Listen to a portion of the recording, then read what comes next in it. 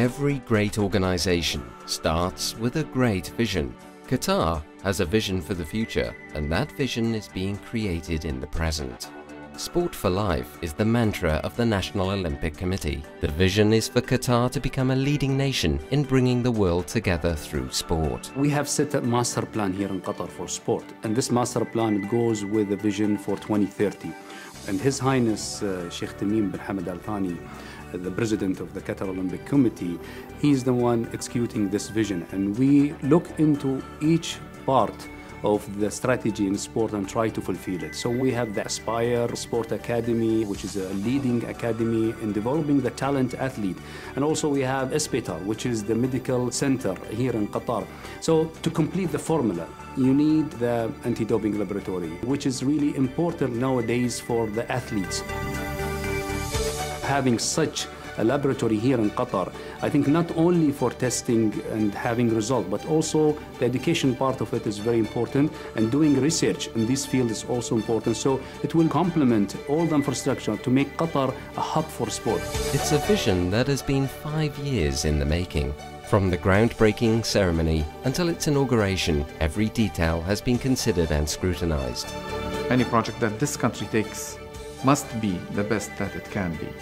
Once all the technical requirements were set by me and my team, and we decided exactly what we wanted technically, the chairman of the board, Dr. Maadid, sat with the architect, Peniarc, from Barcelona, Spain, and they together came up with this beautiful design of the building. The elements of the design that make this building so special, will say the beautiful architecture that was able to hybrid traditional designs with the modern design.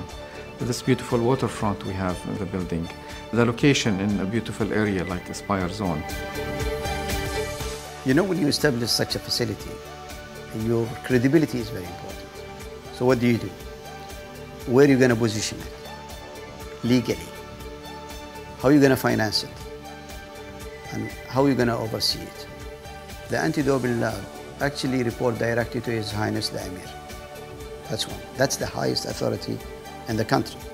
So really, that's our complete independence of our decision-making, of our results. We can protect it, we can defend it. We are financed directly from the Emir's office. So actually, we don't need from anybody that can or think that they can influence our decisions. Nobody can do that because we do have an independence, and we are getting that finance centrally. Third, we have an independent board of trustees. And when I say independent, we do have two from Qatar. One is a lawyer, and the other is an engineer working in a humanitarian dimension. We've got the others, one from Spain, scientist, another scientist from Japan, another scientist from Switzerland. And what we do, we oversee, first of all, the transparency, processes, strategies, even research strategies, educational strategies, but also operational strategies. So we really do oversee and guarantee the independence and credibility of this facility. Inside the building, of course, the state-of-the-art machinery. We have the best machines in the world and the greatest research facilities that every scientist would like to have. And above all, the scientists that work with us. We have some of the best in the world and the best locally trained staff. These technologies will allow us to broaden the spectrum of detection substances. That means we will be able to detect more substances with less cost in effort and cost in the consumption of the sample itself.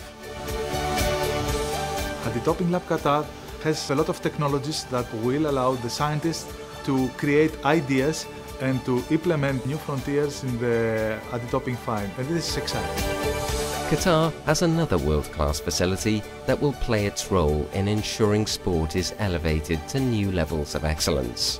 ADLQ is set to be the leading anti-doping and research facility in the world. ADLQ is a laboratory that's going to be one of the few accredited laboratories, and being one of this elite group, I think, is something that we should be proud of.